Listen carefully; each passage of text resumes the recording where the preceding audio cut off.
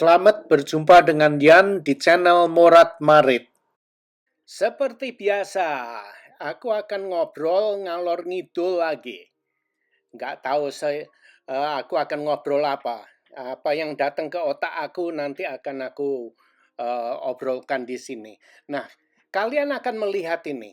Ini adalah kata-kata apa ya? Kalimat dalam bahasa Inggris, tapi spellingnya tidak tersusun dengan rapi, tapi toh kita manusia bisa membacanya. Menurut riset dari Cambridge University, mereka bilang kita itu kalau membaca buku ya, bukan dibaca satu persatu begitu ya. Kita hanya melihat secara garis besarnya aja. Yang penting huruf pertama dan huruf terakhir itu harus berada pada tempatnya. Sedangkan huruf yang ada di antara kedua itu ya, awal dengan akhir itu bisa acak-acakan tapi kita bisa baca. Seperti ini misalkan. Apakah kamu bisa baca tulisan ini? Coba lihat spellingnya tidak tersusun dengan rapi, tapi aku bisa membaca. Kalian juga bisa membaca. Coba lihat ini, yang ini ya. Manusia bisa baca sejak zaman dulu. Jangan lupa belajar sejarah.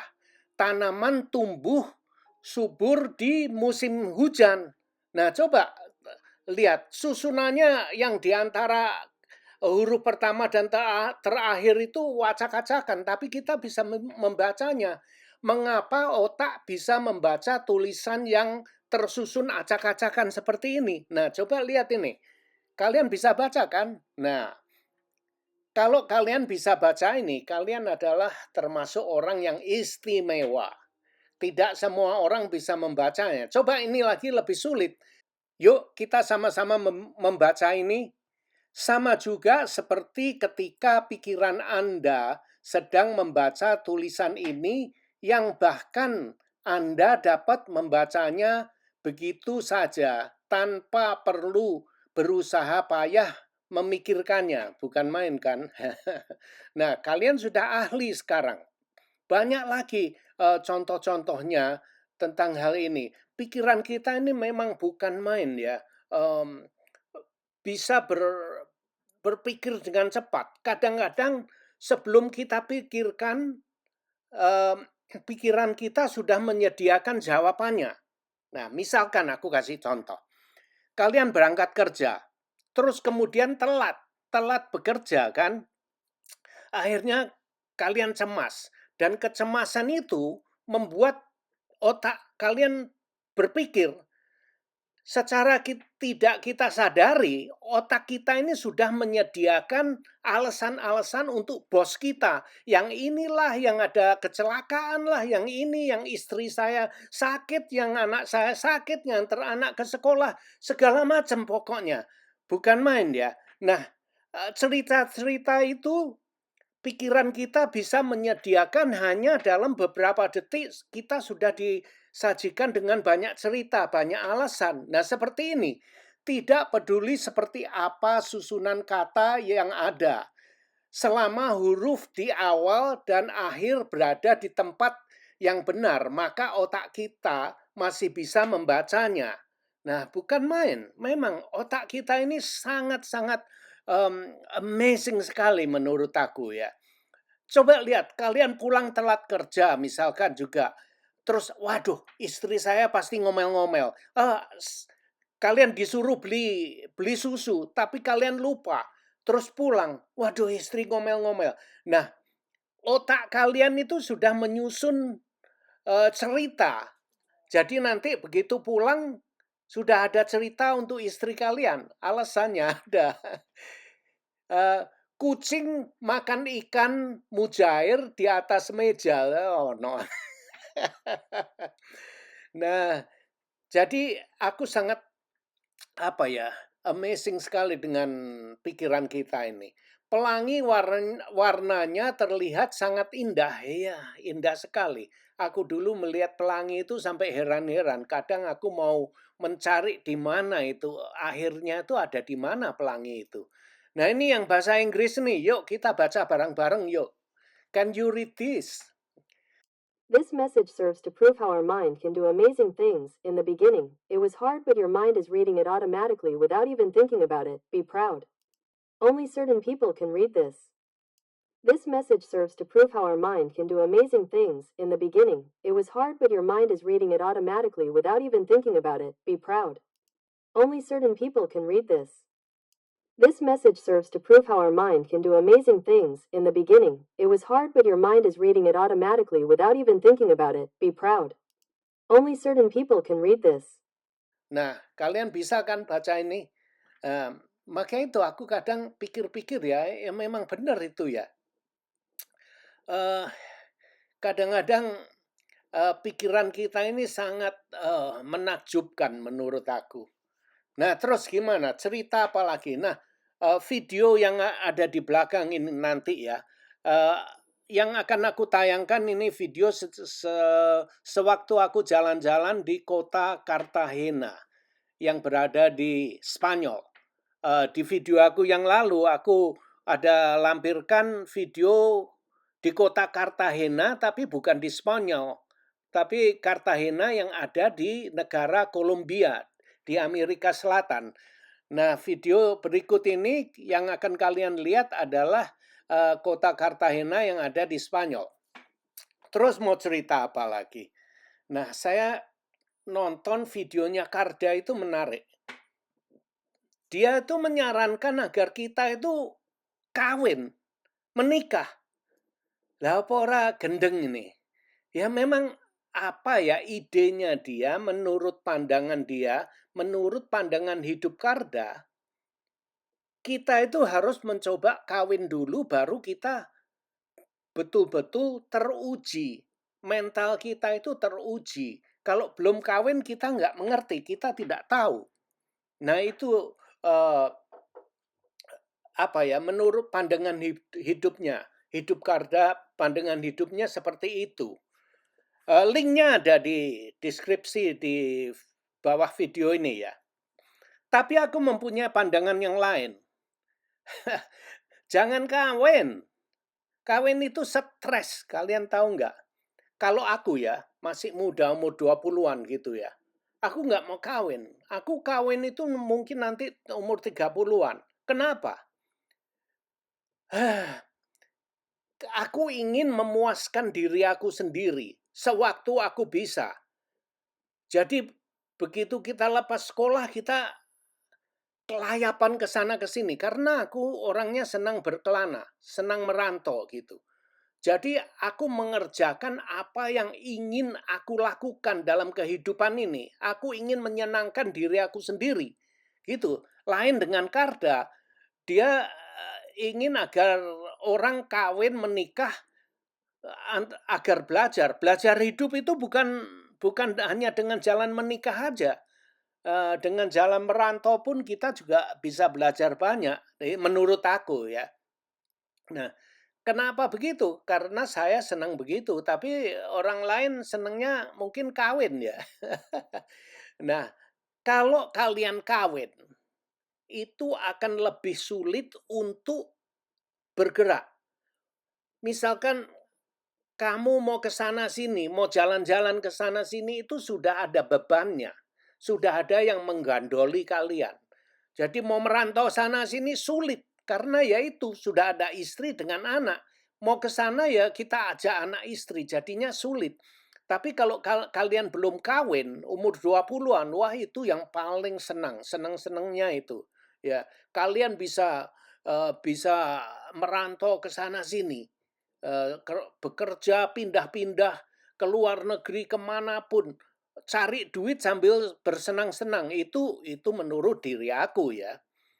Tapi juga ingat kalian kalau merantau-merantau begitu ya, dalam kehidupan kita itu menurut aku ini ya, sebagai laki-laki umur 35 kalian itu harus sudah mempunyai rumah sendiri.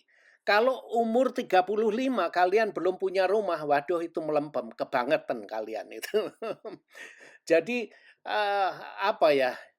eh, jadi umur 35 itu setelah-telatnya harus punya rumah lah. Kalau enggak itu ya kebangetan kalian itu. Menurut aku seperti itu. Kalau sudah lebih dari 25 nantinya sulit, tambah lebih tua lebih sulit. Juga menikah ya. Kalau umur 35 kalian belum menikah, itu nanti lebih tua lebih sulit kalian nikahnya itu. Nah, tapi siapa yang bilang kita itu harus nikah? Macam Karda bilang kalian harus nikah kalau sudah mampu menikah. Siapa yang bilang? Nah, itu dia. Kita harus tanya siapa yang menentukan kenapa kita kok harus menikah umur sekian? Kenapa kita harus menikah umur umur sekian? Kenapa umur sekian harus punya anak? Karena itu orang tua kita yang memprogram otak kita. Society yang memprogram, lingkungan kita yang mengatakan, "Kalian harus menikah umur sekian, kalian harus punya anak umur sekian." Apalagi kalau wanita umurnya sudah 30 belum punya pacar, belum menikah, waduh orang tuanya pasti kelabakan itu. Itu kalau di Asia loh. Jadi orang-orang di Asia itu sudah diprogram seperti itu. Secara tidak langsung kalau aku bilang kalian dicuci otaknya, diprogram seperti itu, kalian mungkin, "Oh enggak, saya tidak dipaksa kok, saya tidak diprogram," tai kucing lah, tai kucing itu. Kalian dengan tidak sadar kalian sudah diprogram dengan lingkungan Anda. Lingkungan Anda yang menentukan kehidupan kamu. Maka itu aku dulu sewaktu masih muda itu aku dibenci dengan orang-orang sekitar aku. Karena apa? Mulut aku ya seperti ini. Ngomong itu seenaknya sendiri. Nah kalau lingkungan menentukan aku harus kawin, aku malah nggak mau kawin. Kalau lingkungan aku mengatakan aku harus ke utara, aku malah ke selatan. Lingkungan aku mengatakan aku harus ngetan, aku ngulon. Nah, itu aku. Maka itu aku dulu itu dibenci dengan orang. Tapi aku ya nggak sadar, aku nggak tahu kenapa aku kok dibenci. Ya karena mulut aku ini sering bertanya, sering melawan. Aku tidak mau nuruti. Aku ini ya orang Indonesia Timur mengatakan, aku tidak mau seperti kerbau dicucuk hidungnya gitu. Kerbau ditusuk hidungnya, dimasuki tali, terus disetir ke kanan kiri gitu, aku nggak mau. Aku sangat menentang, tidak senang kalau diatur dengan lingkungan atau di lingkungan adat atau lingkungan di mana aku tinggal. Aku paling sebel kalau disuruh sana sini. Kenapa mereka menyuruh aku? Ini hidup-hidup aku harus hidup suka-suka aku. Kenapa aku harus hidup mengikuti perintah kalian? Tai lah, tai kucing. Aku nggak mau. Biar dibilang aku ini anak kurang ajar ya nggak apa-apa. Nah ini aku sedang jalan-jalan di kapal pesiar. Nah kalau aku ngikuti orang tua dulu atau lingkungan aku harus kawin, aku sudah kawin. Waktu aku masih umur 20-an, mana bisa aku sampai jalan-jalan naik kapal pesiar seperti ini. Ya nggak bisa. Ini kemauan aku, jadi aku lakukan, sampai sekarang aku tidak menyesal. Karena ini kemauan aku, bukan kemauan orang tuaku. Kadang-kadang orang tua itu dia tidak bisa mencapai sesuatu dalam kehidupannya, maka itu dia memprogram anaknya agar anaknya bisa jadi ini, jadi itu. Terus nantinya kalau anak itu aset. Jadi nantinya kalau orang tuanya sudah tua, kalau anaknya diatur-atur bisa mapan, nanti di hari tua anaknya bisa memberi pensiun ke orang tuanya. Aku tidak senang dengan sistem hidup seperti itu. Maka itu, aku tidak bisa merubah sistem hidup yang ada di Indonesia ya, ada di Asia, tidak bisa saya. Maka itu saya minggat. Saya lari hidup di negara yang cocok dengan diri aku. Karena aku tidak mau diatur ya seperti ini. Aku tidak mau mengikuti aturan-aturan adat yang ada di Asia, maka itu aku lari. Aku tidak mau diatur. Maka itu aku ya seperti ini hidup aku. Nah, terus apakah hidup di Indonesia di Asia itu salah? Tidak. Tidak salah. Apa yang ada aturan hidup yang ada di Indonesia tidak salah, benar juga. Kalau kalian hidup di Indonesia ya benar, gitu loh. Cuma saya tidak senang dengan kehidupan seperti itu. Nah, kalau saya tidak senang, masa saya mau mengganti peraturan yang sudah ribuan tahun? Ya enggak lah, ya saya enggak bisa. Emangnya saya ini siapa? Mau mengganti aturan yang sudah lama tertanam, sudah nancep di otaknya orang-orang di Asia. Ya saya enggak bisa merubah peraturan mereka itu, enggak bisa. Lah kalau enggak seneng ya aku pindah lah. Aku harus cari tempat di mana yang menurut aku nyaman untuk diri aku. Nah, maka itu aku merantau ke dunia lain yang aku senangi karena ya memang itu kesenangan saya. Maka itu saya tidak mau mengikuti aturan mereka, saya harus keluar dari kandang. Nah, itu dia. Nah, apa yang ada, peraturan yang ada di Indonesia, khususnya atau di Asia umumnya itu tidak ada salahnya, benar itu. Dan peraturan seperti itu sudah berjalan ribuan tahun, gitu. Nah, tidak ada salahnya. Tapi bukan berarti sudah berumur ribuan tahun sudah menjalankan itu ya, bukan berarti benar loh, bukan berarti itu baik. Ya baik bagi kalian-kalian yang hidup di sana, tapi bagi aku tidak nyaman. Maka itu aku tidak bisa merubahnya. Emangnya aku siapa mau merubah itu?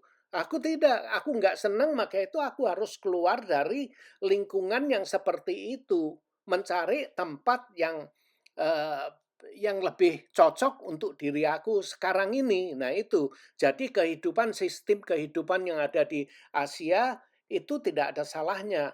Tidak bisa dibanding-bandingkan dengan cara hidup yang ada di negara Barat. Nah itu, maka itu aku senang dengan sistem hidup di negara barat, maka itu saya minggat lari ke negara barat, hidup di sini sampai sekarang. Nah, itu dia. Nah, apakah Karda bilang itu harus kawin dulu itu salah? Ya tidak, ya benar lah, ada benernya gitu loh. Cuman tidak cocok untuk diri aku. Nah, banyak orang itu tidak sadar ya. Ini baru ditemukan juga penemuan ini. Kawin itu stres loh. Bikin orang stres kawin itu. Tapi manusia tidak sadar. Maka itu menerima saja. Kenapa? Karena diprogram dengan orang-orang tua zaman dulu itu.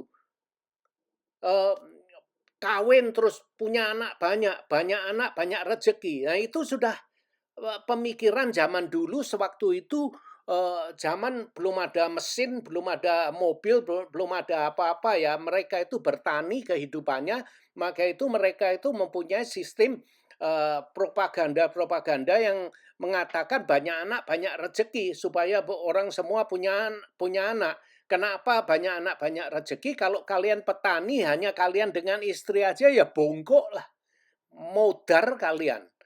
Tapi kalau kalian mempunyai banyak anak, kan mempunyai banyak tenaga kerja yang bisa membantu kalian bekerja di ladang kan. Nah, itu yang disebut banyak anak banyak rezeki itu ya itu, untuk kehidupan masa-masa lalu itu. Di masa itu ya memang benar. Slogan-slogan seperti itu memang benar zaman dulu. Tapi zaman sekarang modar lah. Kalian mempunyai anak 10, wah modar. Membesarkan anak itu mahal sekarang. Jadi sudah nggak relevan lah untuk sekarang ini. Nah, aku mengatakan kenapa kawin itu eh, stres. Nah, ini baru ditemukan. Eh, Zaman dulu orang tidak mengerti, jadi menerima apa yang diperintahkan oleh lingkungan hidup atau adat yang ada di sekitar kita. Jadi menerima aja karena orang tidak bisa menjelaskan dengan jelas kenapa gitu loh. Kalian tahu, ini dari penelitian neuroscience. Mereka membuat satu penelitian, ternyata bertanya ya, diselidiki banyak orang itu ditanya, ternyata banyak orang yang mengatakan kawin itu stres. Iya, memangnya. Coba wanita ya, wanita punya anak, melahirkan apa, bunting itu sangat menakutkan bagi wanita. Itu badannya tiba-tiba mempunyai parasit, parasit mempunyai satu parasit yang di perutnya, terus melahirkan anak. Itu menakutkan loh, bikin wanita stres. Nah, laki-laki juga stres, disuruh kawin, belum punya apa-apa, belum punya pekerjaan. Terus belum punya rumah, ditanya lagi, kamu mau kawin dengan anak aku, kamu punya apartemen atau enggak? Itu ditanya. Kamu mau kawin sudah punya rumah atau enggak? Pekerjaan kamu apa? Kamu sudah punya mobil, gaji kamu berapa? Kan begitu kan. Itu stres, stres sekali itu. Maka itu kawin itu tidak mudah loh, stres. Terus kemudian setelah kalian kawin, boom, dijodohkan atau bagaimana ya?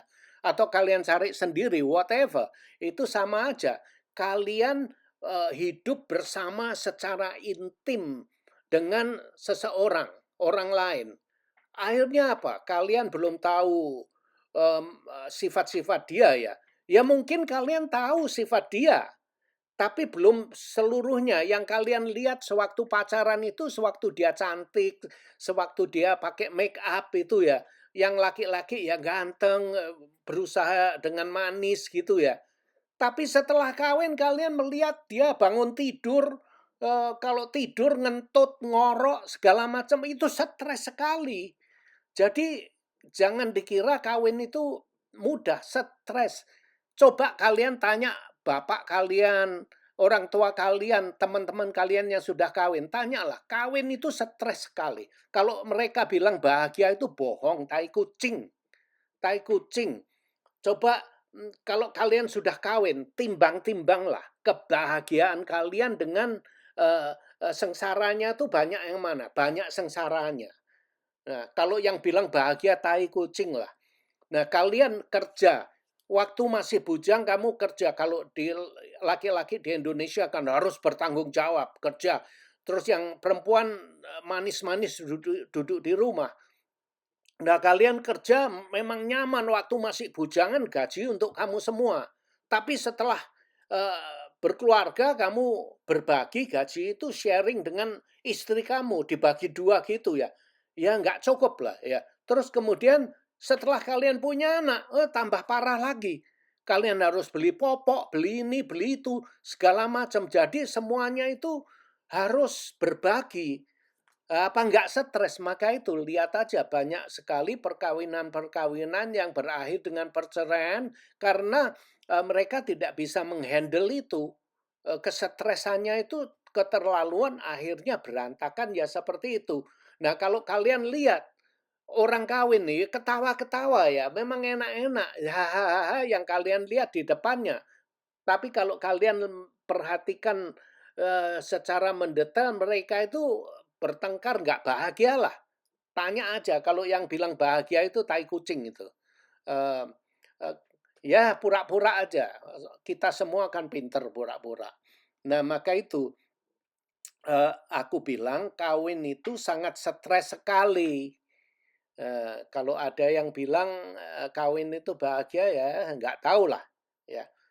Mungkin hanya 1% yang orang bisa menemukan, soulmate, jodoh yang benar-benar cocok, mungkin 1%. Yang benar-benar cocok, romantik seperti kehidupan yang ada di novelnya, Romeo and Juliet itu hanya 1%. Yang lain-lain ya bertengkar ini sampai nggak bicara seminggu, sebulan, ada yang seperti itu. Nah, ada juga yang Eh, ya hidup ini memang mumet. Nah ini aku mau bicara cepat ya, karena sudah mau habis. Kalian kira ngesek itu enak ya memang enak ya. Nah kalian tahu nggak, ada manusia yang sukarela untuk dikebiri. Karena apa? Yaitu mumet katanya. Ada orang yang, eee, kalau manusia kan mempunyai gairah seks gitu. Nah, maka itu kadang-kadang kita itu kalau melihat ke lawan jenis kita akhirnya kita jadi bego gitu. Coba lihat perhatikan aja kalian laki-laki kalau ketemu dengan cewek itu, cewek cantik gitu. Mereka ngelucu, coba seperti lucu. Jadi berbuat sesuatu yang lucu sekali gitu. Yang dibilang lucu ya kagak, bego. Melakukan sesuatu yang bego gara-gara seneng dengan cewek itu. mau pura-pura ini, pura-pura itu. Jadi sulit. Maka itu kadang-kadang ya gairah seks itu memerlukan banyak energi. Kita harus ngerayu cewek, traktir makan, traktir itu. Akhirnya stres. Mau pacaran stres, mau kawin stres. Nanti kalau kalian sudah kawin, sudah dapat ngesek dengan istri kalian, itu nanti timbul sesuatu problem yang lebih dalam lagi itu. Maka itu semuanya stres ya. Nah, ini ada laki-laki yang ada di sini, di Pennsylvania sini. Dia sukarela dikebiri agar tidak mempunyai gairah seks lagi. Nah, itu dia. Ini kejadian benar karena dia sudah sangat stres sekali, terus dia sukarela dikebiri, terus akhirnya setelah dikebiri di interview lagi ya dia bilang, hidup saya lebih bahagia. Saya sudah tidak stres melihat cewek, sudah nggak stres lagi, nggak mau menjadi clown, menjadi seperti badut lagi, berbuat satu yang bego. Dia bilang lebih tenang kehidupannya, bukan main ya. Itu ada ini, bukan hanya sedikit ya. Menurut aku banyak orang yang seperti ini, yang sengaja untuk sukarela dikebiri. Dan mereka bilang kehidupannya lebih tenang karena ya itu, sudah tidak perlu mikirin seks, hanya mikirin hidup aja. Jadi hidup mereka itu lebih tenang gitu. Nah, kalian percaya atau enggak, mungkin kalian mengatakan aku ini ngarang saja ya. Tapi ya terserah lah, terserah kalian mau bicara seperti apa. Tapi ini benar-benar terjadi. Coba kalian riset sendiri ya, cari tahu, tanya aja di Google. Pasti ada, kalian nanti bisa menemukan sendiri. Nah, kawin itu stres. Tapi menurut orang lain kawin itu keharusan. Terserah, itu hidup-hidup Anda, silahkan. Kalian mau hidup seperti apa itu silahkan. Tidak ada salahnya. Jangan mendengar aku ya. Tidak ada salahnya kalian mau hidup seperti apa, mau kawin masih umur 20 mau kawin ya monggo-monggo aja, sah-sah aja. Tentang hal laki-laki yang dikebiri, ini bukan hal baru lagi. Sudah sejak abad ke-8 dipraktekkan di China dan juga dipraktekkan di Eropa, di Rusia, dan di Timur Tengah. Sampai sekarang pun banyak laki-laki yang ingin dikebiri. Nah, kalau kalian ingin tahu, cari aja sendiri. Data-datanya ada di internet ya. Tanya aja ke Pak D Google. Oke, sampai di sini dulu. Terima kasih kalian sudah menemani aku. Sampai jumpa di lain video. Goodbye. Terima kasih sudah nonton video ini. Dan jangan lupa like, comment, share, dan subscribe. Adios, my friend.